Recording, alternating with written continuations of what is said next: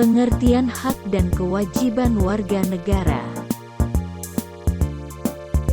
Pengertian hak dan kewajiban warga negara menurut para ahli. Hak semua untuk mendapatkan semua orang yang telah ada sejak lahir dan bahkan sebelum kelahiran. Kamus Indonesia di sebelah kanan untuk memiliki rasa hal yang benar. Kepemilikan properti, kewenangan, kekuasaan untuk melakukan sesuatu, seperti yang ditentukan oleh undang-undang, peraturan, listrik hingga sesuatu atau untuk menuntut sesuatu, derajat atau martabat. Sementara kewajiban adalah sesuatu yang harus dilakukan. Harus, sesuatu yang harus dilaksanakan. Dalam perjalanan sejarah, tema hak adalah usia yang relatif lebih muda dari tema kewajiban. Meskipun sebelumnya telah lahir, tema hak baru lahir resmi pada tahun 1948 oleh Deklarasi PBB tentang Hak Asasi Manusia. Sedangkan tema kewajiban umum telah lahir melalui ajaran agama di mana manusia harus menyembah Tuhan, dan berbuat baik bagi orang lain. Setiap warga negara memiliki hak serta kewajiban yang sama di mata hukum asasi manusia, maupun yang diatur menurut Undang-Undang Dasar 45. Pengertian secara umum hak merupakan suatu peran yang bersifat fakultatif yang memiliki arti boleh dilaksanakan atau tidak dilaksanakan. Sedangkan makna kewajiban adalah peran yang bersifat imperatif dalam arti khusus harus dilaksanakan. Lalu bagaimana pengertian hak dan kewajiban menurut para pakar dan ahli serta apa contohnya? Pengertian hak menurut pendapat para ahli. Hak adalah sesuatu yang mutlak milik pemiliknya dan penggunaannya tergantung kepada kita sendiri. Contohnya hak mengeluarkan pendapat, hak mendapatkan pengajaran, dan lain-lain. Menurut Surjono Sukanto, hak dapat dibedakan menjadi dua bagian, yaitu hak searah atau relatif. Pada umumnya hak ini muncul dalam hukum perikatan atau perjanjian. Contohnya hak menagih atau hak melunasi prestasi. Hak jamak arah atau absolut, terdiri dari hak dalam HTN, hukum tata negara, pada penguasa menagih pajak, pada warga hak asasi. Hak kepribadian, hak atas kehidupan, hak tubuh, hak kehormatan dan kebebasan. Hak kekeluargaan, hak suami istri, hak orang tua, hak anak. Hak atas objek imaterial, hak cipta, merek dan paten. Dari pendapat para pakar seperti Surjono Sukanto bahwa hak mutlak, absolut, adalah memberikan kekuasaan atau wewenang kepada yang bersangkutan untuk bertindak, dipertahankan dan dihormati oleh orang lain. Contohnya, hak asasi manusia, hak publik, seperti hak atas kemerdekaan atau kedaulatan, hak negara memungut pajak, hak keperdataan, hak menuntut kerugian, hak kekuasaan orang tua, hak perwalian, hak pengampuan, hak kebendaan dan hak imaterial. Hak relatif, nisbi, adalah memberikan hak kekuasaan atau wewenang kepada orang tertentu untuk menuntut kepada orang lain tertentu untuk berbuat atau tidak berbuat sesuatu, dan menyerahkan sesuatu. Contohnya, hak publik relatif, seperti hak untuk memungut pajak atas pihak tertentu. Hak keluarga relatif, hak suami istri. Hak kekayaan relatif, hak dalam hukum perikatan atau perjanjian, seperti jual beli. Menurut Prof. Dr. Notonegoro, hak adalah kuasa untuk menerima atau melakukan suatu yang semestinya diterima atau dilakukan melulu oleh pihak tertentu dan tidak dapat oleh pihak lain manapun juga yang pada prinsipnya dapat dituntut secara paksa olehnya. Menurut Salmon, hak memiliki 4 pengertian. Hak dalam arti sempit, hak berpasangan dengan kewajiban. Contohnya, hak yang melekat pada seseorang sebagai pemilik. Hak yang tertuju kepada orang lain sebagai pemegang kewajiban antara hak dan kewajiban. Berkorelatif. Hak dapat berisikan untuk kewajiban kepada pihak lain agar melakukan perbuatan, commission, atau tidak melakukan, omission, suatu perbuatan. Hak dapat memiliki objek yang timbul dari commission dan omission. Hak memiliki titel, ialah suatu peristiwa yang menjadi dasar sehingga hak itu melekat pada pemiliknya.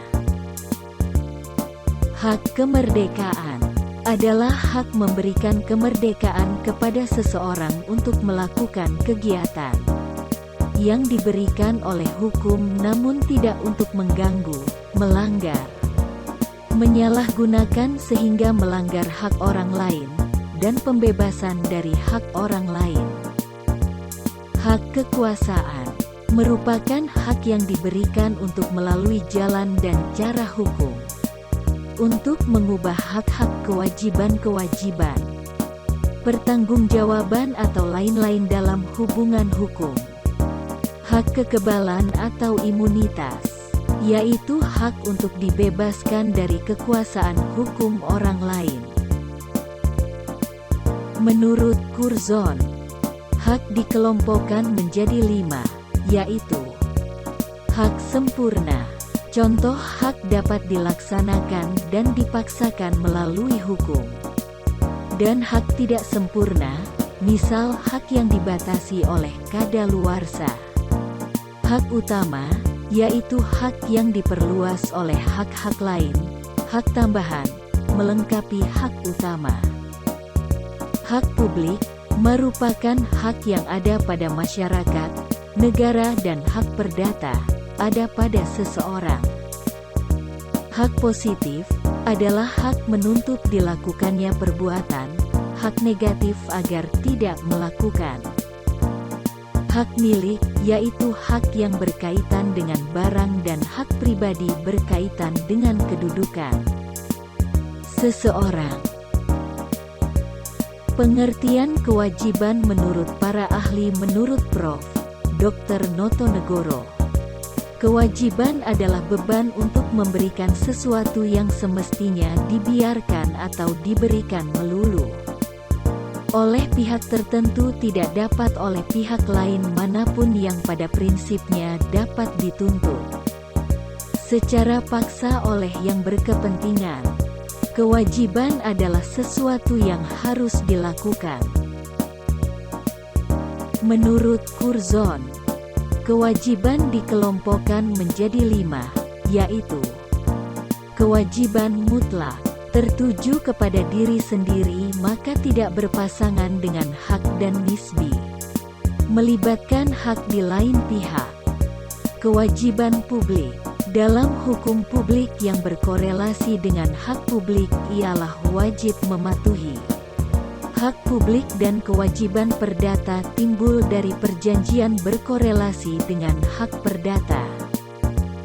Kewajiban positif, kewajiban ini menghendaki dilakukan sesuatu, dan kewajiban negatif, tidak melakukan sesuatu. Kewajiban universal atau umum, kewajiban yang ditujukan kepada semua warga negara atau secara umum, ditujukan kepada golongan tertentu dan kewajiban khusus. Timbul dari bidang hukum tertentu, perjanjian. Kewajiban primer. Kewajiban ini tidak timbul dari perbuatan melawan hukum. Contoh kewajiban untuk tidak mencemarkan nama baik dan kewajiban yang bersifat memberi sanksi. Timbul dari perbuatan melawan hukum, misal membayar kerugian dalam hukum perdata. Macam-macam hak. Hak legal dan hak moral. Hak hukum berhak oleh hukum dalam satu bentuk. Hak hukum yang lebih berbicara tentang hukum atau sosial. Kasus dititik, memutuskan bahwa veteran mendapatkan manfaat setiap bulan. Maka setiap veteran yang telah ditentukan memenuhi syarat berhak menerima manfaat tersebut. Hak moral didasarkan pada aturan atau prinsip-prinsip etika saja. Solidarisasi atau hak moral atas individu. Kasus dititik, jika majikan memberikan gaji rendah untuk seorang wanita yang bekerja di perusahaan yang sama dengan penampilan saat di perusahaan orang-orang yang bekerja. Dengan demikian, ini melaksanakan hak-hak hukum. Tetapi dengan hak moral melanggar perempuan yang bekerja di perusahaan. Dari contoh ini jelas bahwa hak-hak hukum yang tidak sama dengan hak moral. T.L. Beauchamp menemukan bahwa memang ada hak hukum dan moral. Hak ini disebut hak konvensional. Sebagai contoh, jika saya menjadi anggota klub futsal Indonesia, maka saya mendapatkan beberapa hak. Secara umum, hak-hak ini muncul karena manusia tunduk pada aturan dan konvensi yang disepakati. Hak konvensional berbeda dari hak moral karena hak-hak ini tergantung pada aturan yang telah disepakati dengan anggota lain. Dan hak ini berbeda dengan hak-hak hukum karena tidak tercantum dalam sistem hukum. Hak positif dan hak negatif. Hak negatif adalah hak untuk menjadi negatif. Jika saya bebas untuk melakukan sesuatu atau memiliki sesuatu dalam arti bahwa orang lain tidak perlu menghindari saya untuk melakukan atau memiliki hal-hal. Contoh, hak untuk hidup, hak untuk mengekspresikan pendapat. Benar-benar positif adalah hak untuk menjadi positif. Jika saya memiliki hak yang lain melakukan sesuatu untuk saya. Contoh, hak atas pendidikan, pelayanan, dan kesehatan. Kita harus mempertimbangkan hak-hak negatif karena hak-hak ini dibagi menjadi dua jenis. Hak aktif dan pasif.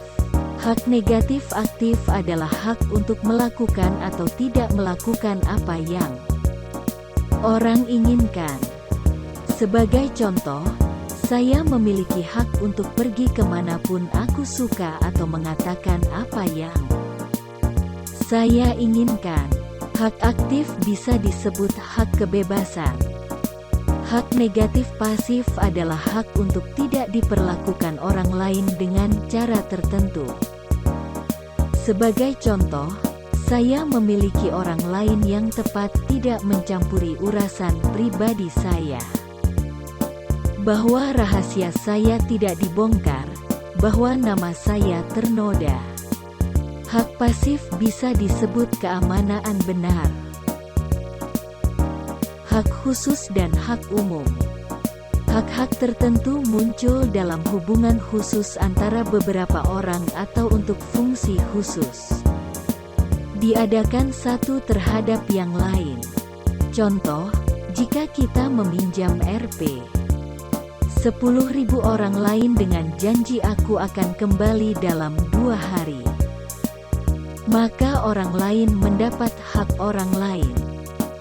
Hak publik manusia bukan sebagai hubungan atau fungsi tertentu, tetapi hanya karena ia adalah manusia. Hak ini dimiliki oleh semua manusia tanpa kecuali. Indonesia di negara kita disebut hak asasi manusia. Hak individual dan hak sosial. Mengenai hak-hak individu di sini di tempat pertama dimiliki hak-hak individu terhadap negara. Negara tidak harus menghindari atau mengganggu individu dalam mewujudkan hak-hak yang ia miliki. Contoh, agama yang benar, hak untuk mengikuti hati nurani, kebebasan berekspresi. Kita perlu mengingat hak-hak individu, termasuk hak-hak negatif dibahas. Sosial di sini adalah tidak sesuai untuk kepentingan negara, tetapi sebagai anggota masyarakat bersama-sama dengan anggota lain. Ini disebut hak-hak sosial. Contoh, hak untuk bekerja, hak atas pendidikan, hak atas kesehatan. Hak absolut. Setelah kita melihat dan membaca penjelasan tentang hak dan jenis, sekarang ada hak mutlak. Memiliki hak mutlak merupakan hak yang mutlak tanpa pengecualian. Berlaku di mana saja dengan tidak terpengaruh oleh situasi dan keadaan. Tapi ternyata tidak ada hak mutlak. Mengapa? Menurut ahli etika, yang paling tepat adalah hak prima facie atau kanan pada pandangan pertama. Yang berarti bahwa hak ini berlaku sampai dikalahkan oleh hak lain yang lebih kuat. Setiap manusia memiliki hak untuk hidup dan hak sangat penting. Manusia memiliki hak untuk tidak dibunuh. Tetapi ini tidak berlaku di semua situasi tanpa alasan yang cukup. Seseorang yang membela dirinya akan menyerang melawan dia memiliki hak untuk membunuh jika tidak ada cara lain untuk melakukannya. Salah satu contoh lainnya adalah warga yang diberi tugas membela tanah air dalam keadaan perang. Contoh kedua adalah contoh di mana hak untuk hidup adalah penting dan harus dianggap sebagai hak mutlak, namun kalah oleh situasi, alasan yang cukup. Pengertian warga negara. Warga negara adalah penduduk yang sepenuhnya dapat diatur oleh pemerintah negara tersebut dan mengakui pemerintahnya sendiri. Adapun pengertian penduduk menurut Kansil adalah mereka yang telah memenuhi syarat-syarat tertentu yang ditetapkan oleh peraturan negara yang bersangkutan. Diperkenankan mempunyai tempat tinggal pokok, domisili, dalam wilayah negara itu. Asas kewarganegaraan. Adapun untuk menentukan siapa-siapa yang menjadi warga negara, digunakan dua kriterium, yaitu kriterium kelahiran. Berdasarkan kriterium ini, masih dibedakan lagi menjadi dua, yaitu A. Kriterium kelahiran menurut asas keibubapaan atau disebut pula ius sanguinis. Di dalam asas ini, seseorang memperoleh kewarganegaraan suatu negara berdasarkan asas kewarganegaraan orang tuanya, dimanapun ia dilahirkan. Kriterium kelahiran menurut asas tempat kelahiran atau ius soli. Di dalam asas ini, seseorang memperoleh kewarganegaraannya berdasarkan negara tempat di mana dia dilahirkan, meskipun orang tuanya bukan warga negara dari negara tersebut. Kedua prinsip kewarganegaraan ini digunakan secara bersama dengan mengutamakan salah satu, tetapi tanpa meniadakan yang satu. Konflik antara ius soli dan ius sanguinis akan menyebabkan terjadinya kewarganegaraan rangkap. Bipatrid, atau tidak mempunyai kewarganegaraan sama sekali, apatrid. Berhubungan dengan itu, maka untuk menentukan kewarganegaraan seseorang digunakan dua stelsel. Kewarganegaraan, di samping kedua asas di atas, yaitu stelsel aktif dan stelsel pasif. Pelaksanaan kedua stelsel ini kita bedakan dalam hak opsi, ialah hak untuk memiliki kewarganegaraan, pelaksanaan stelsel aktif. Hak reputasi, ialah hak untuk menolak kewarganegaraan, pelaksana stelsel pasif. Naturalisasi atau pewarganegaraan adalah suatu proses hukum yang menyebabkan seseorang dengan syarat-syarat tertentu mempunyai kewarganegaraan negara lain. Di Indonesia, siapa-siapa yang menjadi warga negara telah disebutkan di dalam pasal 26 UUD 1945, yaitu 1. Yang menjadi warga negara ialah orang-orang bangsa Indonesia asli dan orang-orang bangsa lain yang disahkan dengan undang-undang sebagai warga negara. 2. Syarat-syarat mengenai kewarganegaraan ditetapkan dengan undang-undang. Pelaksanaan selanjutnya dari pasal 26 UUD 1945 ini diatur dalam UU Nomor 62 Tahun 1958 tentang Kewarganegaraan Republik Indonesia, yang pasal satunya menyebutkan warga negara Republik Indonesia adalah orang-orang yang berdasarkan perundang-undangan dan atau perjanjian-perjanjian dan atau peraturan-peraturan yang berlaku sejak proklamasi tanggal 17 Agustus tahun 1945 sudah warga negara Republik Indonesia. Orang yang pada waktu lahirnya mempunyai hubungan hukum kekeluargaan dengan ayahnya. Seorang warga negara RI, dengan pengertian bahwa kewarganegaraan karena RI tersebut dimulai sejak adanya hubungan hukum kekeluargaan ini diadakan sebelum orang itu berumur 18 tahun. Atau sebelum ia kawin pada usia di bawah umur 18 tahun. Anak yang lahir dalam 300 hari setelah ayahnya meninggal dunia.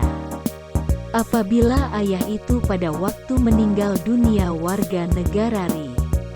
Orang yang pada waktu lahirnya ibunya warga negara RI. Apabila ia pada waktu itu tidak mempunyai hubungan hukum kekeluargaan dengan ayahnya.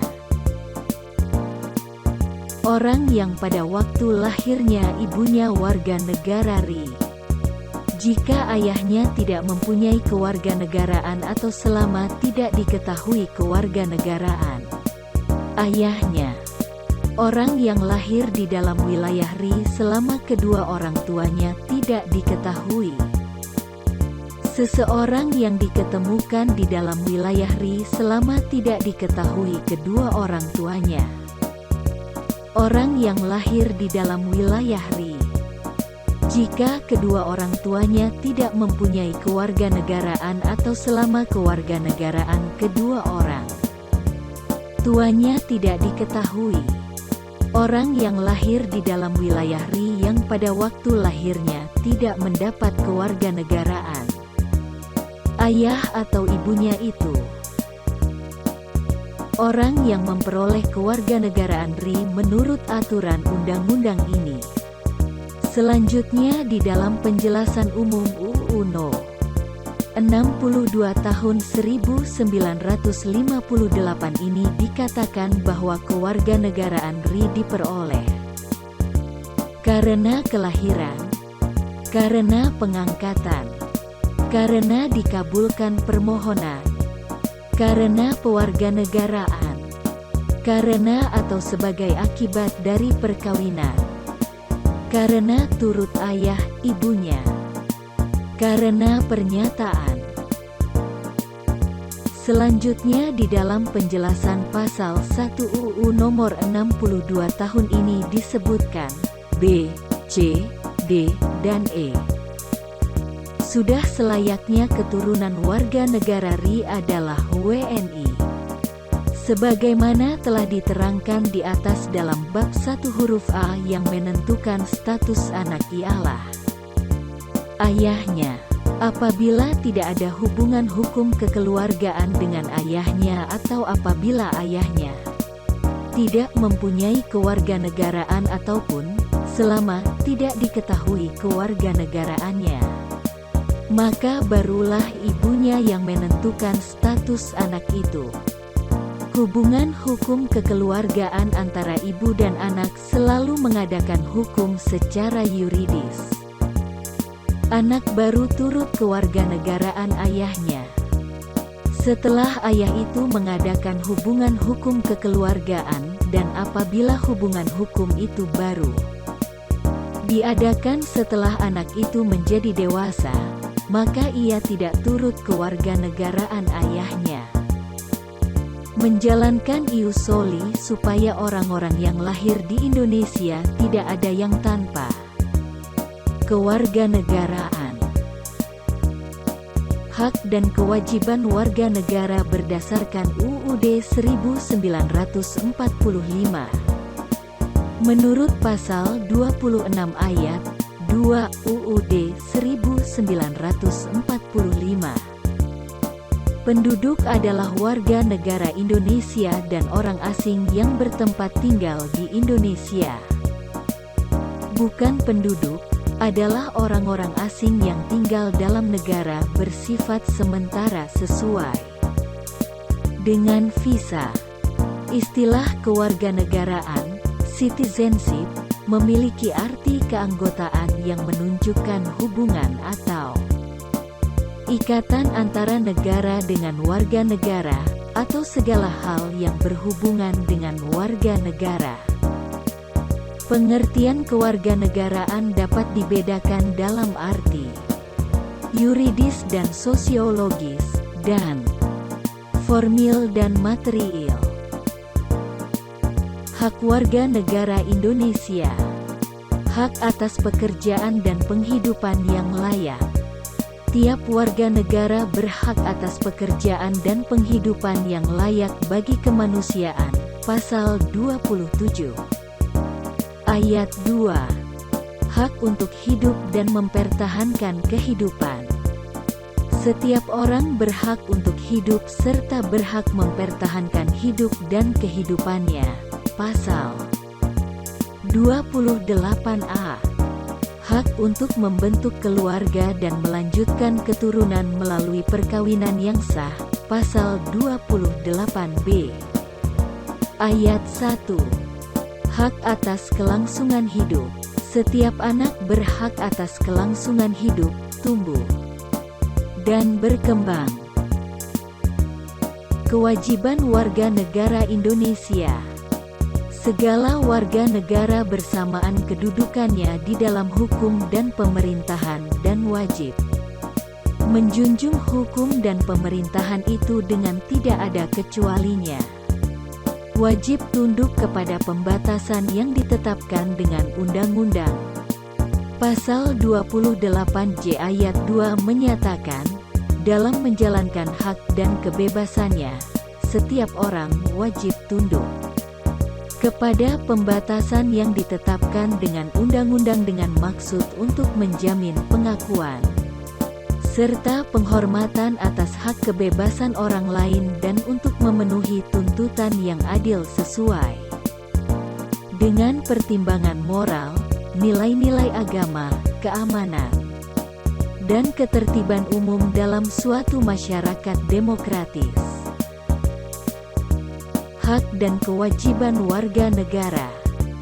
Wujud hubungan warga negara dengan negara. Wujud hubungan warga negara dan negara pada umumnya berupa peranan, role, Hak dan kewajiban warga negara Indonesia. Hak kewajiban warga negara Indonesia tercantum dalam Pasal 27 sampai dengan Pasal 31 UUD 1945. Contoh hak dan kewajiban sebagai warga negara Indonesia.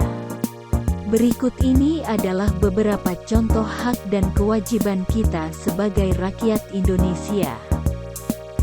Setiap warga negara memiliki hak dan kewajiban yang sama satu sama lain tanpa terkecuali. Persamaan antara manusia selalu dijunjung tinggi untuk menghindari berbagai kecemburuan sosial yang dapat memicu berbagai permasalahan di kemudian hari.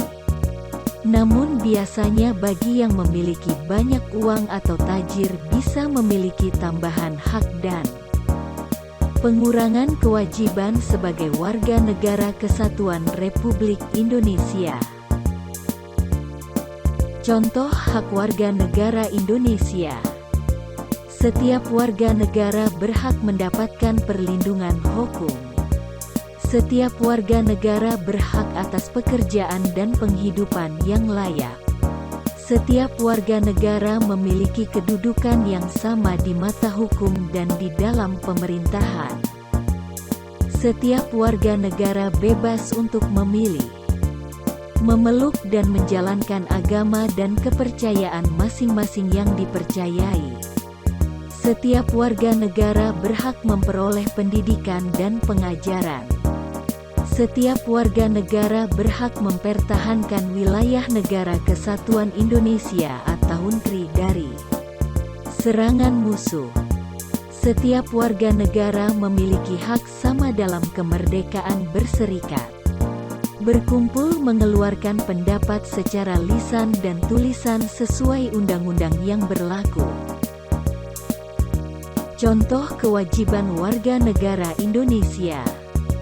Setiap warga negara memiliki kewajiban untuk berperan serta dalam membela, mempertahankan kedaulatan negara Indonesia dari serangan musuh. Setiap warga negara wajib membayar pajak dan retribusi yang telah ditetapkan oleh pemerintah pusat dan pemerintah daerah, Pemda.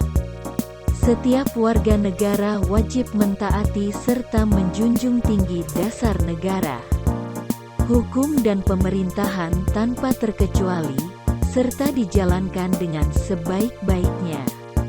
Setiap warga negara berkewajiban taat, tunduk dan patuh terhadap segala hukum yang berlaku di wilayah negara Indonesia. Setiap warga negara wajib turut serta dalam pembangunan untuk membangun bangsa agar bangsa kita bisa berkembang dan maju ke arah yang lebih baik. Kesimpulan, hak adalah kuasa untuk menerima atau melakukan suatu yang semestinya diterima atau dilakukan melulu oleh pihak tertentu dan tidak dapat dilakukan oleh pihak lain manapun juga yang pada prinsipnya dapat dituntut secara paksa olehnya.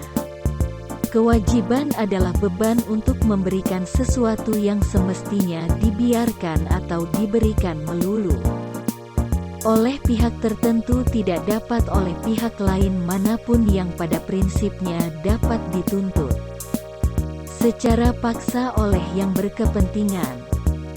HAM, hak asasi manusia, adalah hak-hak yang melekat pada diri manusia dan tanpa hak-hak itu, manusia tidak dapat hidup layak sebagai manusia. Hak tersebut diperoleh bersamaan dengan kelahiran atau kehadirannya, bisa dikatakan HAM sudah ada sejak kita masih ada dalam kandungan dan melekat pada diri kita saat kita lahir.